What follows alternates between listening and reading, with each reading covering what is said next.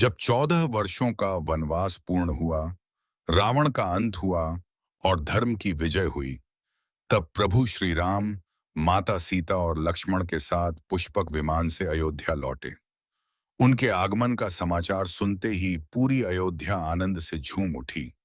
नगर को दीपों, पुष्पों और रंगोलियों से सजाया गया। चारों ओर शंख, घंटा और जय घोष गूंजने लगे। जय श्री राम, जय श्री राम। भरत जी, जो इतने वर्षों से प्रभु की चरण पादुकाओं को सिंहासन पर स्थापित करके राज्य का संचालन कर रहे थे, नंगे पांव दौड़ते हुए प्रभु के स्वागत के लिए पहुंचे। जैसे ही उन्होंने श्री राम के दर्शन किए, उनकी आंखों से प्रेमाश्रु बह निकले। वे प्रभु के चरणों में गिर पड़े। श्री राम ने भरत को उठाकर हृदय से लगा लिया। यह दृश्य देखकर वहां उपस्थित सभी लोगों की आंखें नम हो गईं। श्री राम का भव्य राज्याभिषेक कुछ ही दिनों बाद गुरु वशिष्ठ ने शुभ मुहूर्त में श्री राम के राज्याभिषेक की तैयारी करवाई। देश विदेश के ऋषि मुनि देवता और अनेक राजा इस दिव्य अवसर पर उपस्थित हुए। पवित्र नदियों का जल मंगवाया गया। वेद मंत्रों के बीच श्री राम और माता सीता का अभिषेक हुआ। देवताओं ने आकाश से पुष्प वर्षा की। अयोध्या में ऐसा उत्सव पहले कभी नहीं देखा गया था। हनुमान जी की सेवा राज्याभिषेक के बाद सभी को सम्मान और उपहार दिए गए। सुग्रीव को सम्मान मिला, विभीषण को आदर मिला, अंगद को आशीर्वाद मिला, जाम्बवान का सत्कार हुआ। परंतु हनुमान जी शांत भाव से एक ओर खड़े थे। उन्हें किसी पुरस्कार की इच्छा नहीं थी। उनके लिए सबसे बड़ा पुरस्कार प्रभु श्री राम की सेवा थी। प्रभु श्री राम ने हनुमान जी को अपने पास बुलाया और प्रेम से कहा, हनुमान, मैं तुम्हारे उपकारों का बदला कभी नहीं चुका सकता। तुमने मेरे लिए जो किया है वह संसार में कोई नहीं कर सकता। हनुमान जी ने हाथ जोड़कर विनम्रता से उत्तर दिया, प्रभु, सेवक का धर्म केवल सेवा करना है। मुझे किसी पुरस्कार की आवश्यकता नहीं। बस जन्म जन्मांतर तक आपके चरणों की भक्ति मिलती रहे। यह सुनकर श्री राम की आंखें प्रेम से भर आईं। माता सीता का अमूल्य उपहार। माता सीता ने अपने गले का दिव्य मोतियों का हार उतारकर हनुमान जी को भेंट किया। हनुमान जी ने हार को हाथ में लिया और एक एक मोती को तोड़कर देखने लगे। सभा के लोग आश्चर्यचकित हो गए। किसी ने पूछा, हनुमान जी, आप ऐसा क्यों कर रहे हैं? हनुमान जी ने उत्तर दिया, मैं देख रहा हूं कि इन मोतियों में मेरे प्रभु श्री राम का नाम है या नहीं। जिस वस्तु में श्री राम नहीं, उसका मेरे लिए कोई मूल्य नहीं। सभा में उपस्थित सभी लोग उनकी भक्ति देखकर भावविभोर हो गए। हनुमान जी का हृदय तब किसी ने हंसकर पूछा, क्या तुम्हारे हृदय में भी श्री राम हैं? हनुमान जी ने बिना देर किए अपने वक्षस्थल को चीर दिया। सबने देखा कि उनके हृदय में दिव्य सिंहासन पर श्री राम और माता सीता विराजमान हैं। पूरा दरबार विस्मित रह गया। सभी के मुख से निकला, जय हनुमान, जय श्री राम। अमरता का वरदान। प्रभु श्री राम ने प्रसन्न होकर कहा, हनुमान, जब तक इस संसार में मेरा नाम लिया जाएगा, तब तक तुम्हारी महिमा भी अमर रहेगी। जहां जहां राम कथा होगी, वहां तुम अदृश्य रूप से उपस्थित रहोगे और भक्तों की रक्षा करोगे। हनुमान जी ने विनम्रता पूर्वक प्रभु के चरणों में सिर रख दिया। उन्हें किसी राज्य, धन या वैभव की इच्छा नहीं थी। उनके लिए केवल प्रभु की सेवा ही जीवन का लक्ष्य थी। राम राज्य की स्थापना। श्री राम के शासन में अयोध्या में धर्म, न्याय, शांति और समृद्धि का राज्य स्थापित हुआ। कोई दुखी नहीं था, कोई भूखा नहीं था और सभी लोग सत्य तथा धर्म का पालन करते थे। हनुमान जी सदैव प्रभु की सेवा में लगे रहते और भक्तों का कल्याण करते। कथा का संदेश, सच्ची भक्ति में कभी अहंकार नहीं होता। निष्काम सेवा ही भगवान को सबसे अधिक प्रिय है। जो अपने हृदय में प्रभु का स्मरण रखता है, उसके जीवन में भय और दुहक टिक नहीं पाते। हनुमान जी की भक्ति हमें विनम्रता, सेवा और पूर्ण समर्पण का मार्ग सिखाती है। श्री राम जय जय राम, जय श्री राम, जय बजरंग बली। माता अंजनी और केसरी के घर जन्मे बालक हनुमान दिन प्रतिदिन तेजस्वी, बलवान और चंचल होते जा रहे थे। उनके भीतर अपार शक्ति थी, परंतु वे उस शक्ति से पूरी तरह अनजान थे। वे एक साधारण बालक की तरह वन में खेलते, पेड़ों पर चढ़ते, पशु पक्षियों के साथ क्रीड़ा करते और सभी को आनंदित करते थे। उनकी बाल लीलाएं इतनी अद्भुत थीं कि देवता भी उन्हें देखकर प्रसन्न होते थे। कभी वे विशाल वृक्ष को खेल खेल में हिला देते, कभी बड़े बड़े पत्थर उठाकर दूर फेंक देते, तो कभी पर्वत की ऊंची चोटी पर क्षण भर में पहुंच जाते। वन के सिंह, हाथी और अन्य हिंसक पशु भी उनके सामने शांत हो जाते थे। एक दिन प्रातःकाल का समय था। पूर्व दिशा में लालिमा फैल रही थी। सूर्यदेव उदित हो रहे थे। आकाश में लाल लाल सूर्य को देखकर बालक हनुमान को लगा कि कोई बड़ा, चमकीला और स्वादिष्ट फल आकाश में लटक रहा है। उन्होंने मन ही मन कहा, वाह, कितना सुंदर लाल फल है। मैं इसे खाकर अपनी भूख मिटाऊंगा। इतना सोचते ही उन्होंने बिना किसी भय के आकाश की ओर एक विशाल छलांग लगा दी। उनके पिता पवनदेव ने भी अपने पुत्र की रक्षा के लिए अपनी गति बढ़ा दी। बालक हनुमान बादलों को चीरते हुए, पक्षियों को पीछे छोड़ते हुए तेजी से सूर्य की ओर बढ़ने लगे। देवताओं ने यह अद्भुत दृश्य देखा तो आश्चर्यचकित रह गए। उन्हें समझ नहीं आया कि यह छोटा सा बालक इतनी ऊंचाई तक कैसे पहुंच गया। उधर उसी समय राहु सूर्य ग्रहण के लिए सूर्य के समीप पहुंच रहा था। उसने देखा कि उससे पहले ही एक तेजस्वी बालक सूर्य की ओर बढ़ रहा है। राहु भयभीत होकर देवराज इंद्र के पास पहुंचा और बोला, देवराज, आपने सूर्य और चंद्रमा को मुझे ग्रहण करने का अधिकार दिया है, परंतु आज कोई दूसरा मुझसे पहले ही सूर्य को निगलने जा रहा है। इंद्रदेव तुरंत अपने दिव्य हाथी ऐरावत पर सवार होकर वहां पहुंचे। उन्होंने देखा कि बालक हनुमान सचमुच सूर्य के बहुत निकट पहुंच चुके हैं। बालक हनुमान ने राहु और ऐरावत को भी कोई नया खिलौना समझ लिया। वे उनकी ओर भी दौड़ पड़े। इंद्रदेव को लगा कि यदि इन्हें अभी नहीं रोका गया तो सृष्टि का संतुलन बिगड़ जाएगा। उन्होंने अपने दिव्य अस्त्र वज्र से बालक हनुमान पर प्रहार कर दिया। वज्र उनके मुख के बाएं भाग हनु पर लगा। वे अचेत होकर नीचे पर्वत पर गिर पड़े। उनके जबड़े पर चोट आई। तभी से उनका नाम हनुमान प्रसिद्ध हुआ, अर्थात जिनकी हनु ठोड़ी जबड़ा पर विशेष चिन्ह हो। जब पवनदेव ने अपने प्रिय पुत्र को घायल देखा तो वे अत्यंत क्रोधित हो उठे।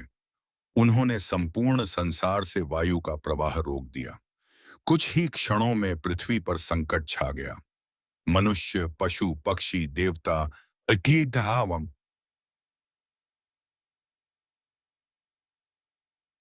सभी श्वास लेने के लिए व्याकुल हो गए। चारों ओर हाहाकार मच गया। तब सभी देवता सृष्टिकर्ता ब्रह्मा के साथ पवनदेव के पास पहुंचे। ब्रह्मा जी ने अपने कर कमलों से बालक हनुमान के सिर पर हाथ रखा। उनके स्पर्श से हनुमान तुरंत स्वस्थ होकर उठ बैठे। बालक को जीवित देखकर पवनदेव का क्रोध शांत हुआ और उन्होंने पुनः वायु का प्रवाह आरंभ कर दिया। समस्त संसार ने राहत की सांस ली। अब सभी देवताओं ने बालक हनुमान को अमूल्य वरदान दिए। ब्रह्मा जी ने वर दिया, कोई भी ब्रह्मास्त्र तुम्हारा स्थायी अहित नहीं कर सकेगा। इंद्रदेव ने कहा, आज से मेरा वज्र भी तुम्हें हानि नहीं पहुंचा सकेगा और तुम अजेय रहोगे। सूर्यदेव ने अपने तेज का अंश देकर कहा, मैं स्वयं तुम्हारा गुरु बनूंगा और तुम्हें समस्त विद्याएं सिखाऊंगा। वरुण देव ने वर दिया कि जल कभी तुम्हारा कुछ नहीं बिगाड़ सकेगा। अग्निदेव ने कहा कि अग्नि तुम्हें कभी नहीं जलाएगी। यमराज ने वरदान दिया कि तुम रोगों से मुक्त और दीर्घायु रहोगे। कुबेर ने कहा कि युद्ध में तुम्हारा कभी पराभव नहीं होगा। भगवान शिव ने अपने अंश रूप पुत्र को असीम बल, पराक्रम और भगवान श्री राम के प्रति अखंड भक्ति का आशीर्वाद दिया। भगवान विष्णु ने आशीर्वाद दिया कि तुम धर्म की रक्षा के लिए सदैव पूजनीय रहोगे। इन सभी वरदानों से बालक हनुमान अद्वितीय बल, बुद्धि, दे विद्या और निर्भयता के स्वामी बन गए। किंतु उनकी चंचलता अभी भी वैसी ही थी। वे कभी कभी आश्रमों में जाकर ऋषियों के कमंडल छिपा देते, यज्ञ की सामग्री इधर उधर कर देते और बाल सुलभ शरारतें करते। ऋषि मुनि उनके दिव्य स्वरूप को जानते थे, इसलिए क्रोधित होकर भी उन्होंने केवल इतना वर रूप शाप दिया, हे वानर श्रेष्ठ, तुम अपनी असाधारण शक्तियों को तब तक भूल जाओगे जब तक कोई तुम्हें उनका स्मरण नहीं कराएगा। यही कारण था कि आगे चलकर जब समुद्र पार करने का समय आया, तब जाम्बवान ने हनुमान जी को उनकी दिव्य शक्ति का स्मरण कराया और वे पुनः अपने वास्तविक सामर्थ्य को पहचान सके। इस प्रकार बालक हनुमान की बाल लीलाएं, सूर्य को फल समझकर निगलने का प्रयास और देवताओं से प्राप्त दिव्य वरदान भविष्य में भगवान श्री राम की महान सेवा की भूमिका बन गए। उनके जीवन का प्रत्येक प्रसंग यह संदेश देता है कि ईश्वर द्वारा प्रदत्त शक्ति का सर्वोत्तम उपयोग धर्म, सेवा और भक्ति के लिए करना ही सच्चा जीवन है। जय श्री राम, जय बजरंग बली। वनवास के दिनों में माता सीता के हरण के बाद श्री राम और लक्ष्मण अत्यंत व्याकुल होकर वन वन भटक रहे थे। वे प्रत्येक वृक्ष, पर्वत, नदी और पशु पक्षियों से पूछते, क्या तुमने हमारी सीता को देखा है? उनका हृदय विरह की अग्नि में जल रहा था। उधर ऋष्यमूक पर्वत पर वानर राज सुग्रीव अपने कुछ विश्वस्त साथियों के साथ रह रहे थे। वे अपने बड़े भाई वाली से भयभीत होकर वहीं शरण लिए हुए थे। सुग्रीव ने दूर से दो तेजस्वी राजकुमारों को धनुष बाण सहित अपनी ओर आते देखा। उनके मुख पर तेज था, परंतु नेत्रों में करुणा और चिंता स्पष्ट दिखाई दे रही थी। सुग्रीव घबरा गए और बोले, कहीं ये वाली के भेजे हुए योद्धा तो नहीं? तभी उनके सबसे बुद्धिमान मंत्री श्री हनुमान जी ने विनम्रता से कहा, महाराज भय मत कीजिए, मैं इनके पास जाकर इनके वास्तविक उद्देश्य का पता लगाता हूं। हनुमान जी ने तुरंत ब्राह्मण का वेश धारण किया। उन्होंने जटाएं बांधी, कंधे पर यज्ञोपवीत धारण किया और अत्यंत विनम्र भाव से श्री राम और लक्ष्मण के समीप पहुंचे। हाथ जोड़कर उन्होंने मधुर वाणी में कहा, हे तेजस्वी पुरुषों, आप कौन हैं? आपके मुख पर दिव्य तेज है, परंतु आपके नेत्र किसी प्रियजन के वियोग से भरे हुए प्रतीत होते हैं। कृपया अपना परिचय दें। हनुमान जी की वाणी इतनी मधुर, शुद्ध और विद्वत्तापूर्ण थी कि श्री राम अत्यंत प्रसन्न हुए। उन्होंने लक्ष्मण की ओर देखकर कहा, भैया लक्ष्मण, ऐसा मधुर और शुद्ध भाषण वही कर सकता है जिसने वेदों और शास्त्रों का गहन अध्ययन किया हो। तब लक्ष्मण जी ने अपना परिचय देते हुए कहा, ये अयोध्या के महाराज दशरथ के ज्येष्ठ पुत्र श्री राम हैं और मैं उनका अनुज लक्ष्मण हूँ। हमारी पत्नी माता सीता का राक्षस राज रावण हरण कर ले गया है। हम उनकी खोज में वन वन भटक रहे हैं। जैसे ही हनुमान जी ने श्री राम नाम सुना, उनके भीतर भक्ति का सागर उमड़ पड़ा। उन्हें अनुभव हुआ कि जिन प्रभु की सेवा के लिए उनका जन्म हुआ है, वे स्वयं उनके सामने खड़े हैं। वे तुरंत ब्राह्मण का वेश त्याग कर अपने वास्तविक वानर रूप में आ गए। उनकी आंखों से प्रेमाश्रु बहने लगे। वे श्री राम के चरणों में गिर पड़े और बोले, प्रभु, मुझे क्षमा करें, मैं आपको पहचान नहीं सका। मेरा जीवन धन्य हो गया कि आज आपके चरणों का दर्शन मिला। श्री राम ने प्रेम पूर्वक हनुमान जी को उठाया और उन्हें हृदय से लगा लिया। उस दिव्य आलिंगन के साथ ही भक्त और भगवान का ऐसा मिलन हुआ जो युगों युगों तक भक्ति का सर्वोच्च ये आदर्श बन गया। श्री राम ने कहा, हनुमान, तुम केवल वानर नहीं हो, तुम मेरे परम प्रिय भक्त हो। हनुमान जी की आंखों से आनंद के आंसू बहने लगे।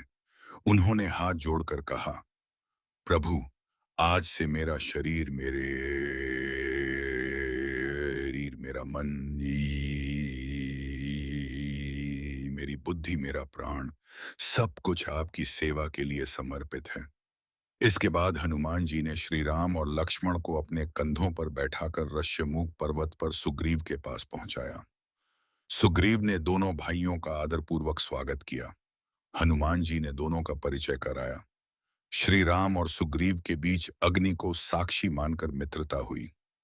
सुग्रीव ने अपनी पीड़ा सुनाई कि कैसे वाली ने उनका राज्य छीन लिया और उनकी पत्नी को अपने पास रख लिया। श्री राम ने कहा, मित्र, मैं तुम्हें न्याय दिलाऊंगा। बदले में सुग्रीव ने वचन दिया, हे रघुनाथ, मैं अपनी पूरी वानर सेना के साथ माता सीता की खोज करूंगा।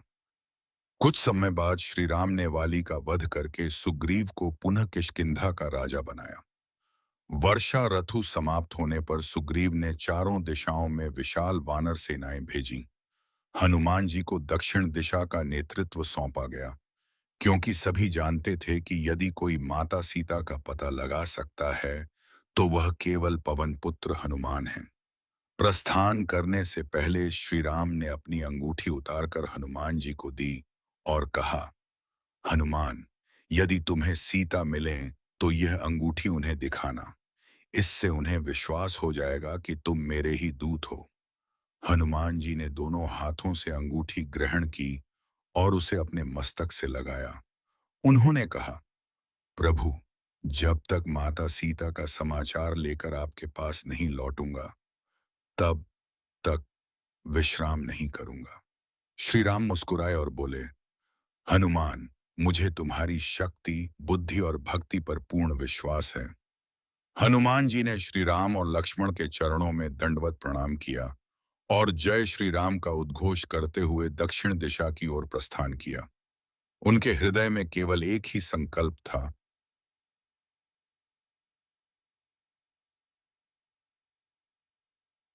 प्रभु की सेवा ही जीवन का सर्वोच्च धर्म है। इस भाग की शिक्षा, जो व्यक्ति निष्काम भाव से ईश्वर की सेवा करता है, उसे स्वयं भगवान अपना प्रिय बना लेते हैं। श्री हनुमान जी की भक्ति हमें सिखाती है कि सच्ची सेवा में अहंकार नहीं, केवल समर्पण और प्रेम होता है। जय श्री राम, जय हनुमान। भाग एक, श्री हनुमान जी का दिव्य प्राकट्य, मंगलवार का महत्व और व्रत की महिमा। श्री गणेशाय नमः, श्री रामदूताय हनुमते नमः।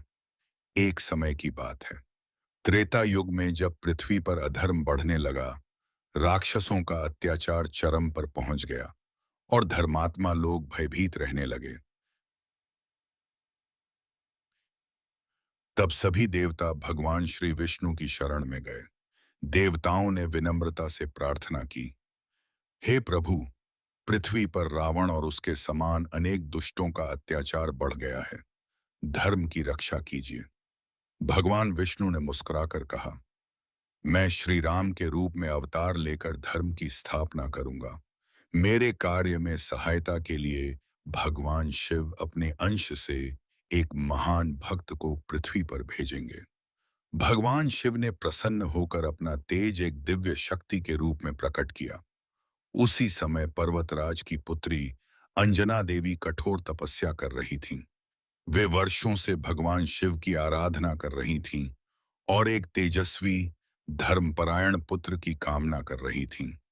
उनकी तपस्या से प्रसन्न होकर भगवान शिव ने वरदान दिया, हे अंजना, मैं अपने रुद्रांश से तुम्हारे पुत्र के रूप में अवतरित होऊंगा। वह संसार में भक्ति, शक्ति, सेवा और विनम्रता का सर्वोच्च आदर्श बनेगा। उसी समय पवन देव ने भगवान शिव के दिव्य तेज को अंजना माता के गर्भ तक पहुंचाया। समय आने पर चैत्र पूर्णिमा के शुभ दिन, मंगलवार के पावन प्रभाव में अंजना माता ने एक दिव्य बालक को जन्म दिया। देवताओं ने पुष्प वर्षा की, गंधर्वों ने गीत गाए और चारों ओर मंगल ध्वनि होने लगी। उस बालक का नाम रखा गया हनुमान। बचपन से ही हनुमान जी असाधारण तेजस्वी, बलवान और अत्यंत चंचल थे। एक दिन उन्होंने उगते हुए सूर्य को लाल फल समझ लिया और उसे खाने के लिए आकाश में उड़ गए।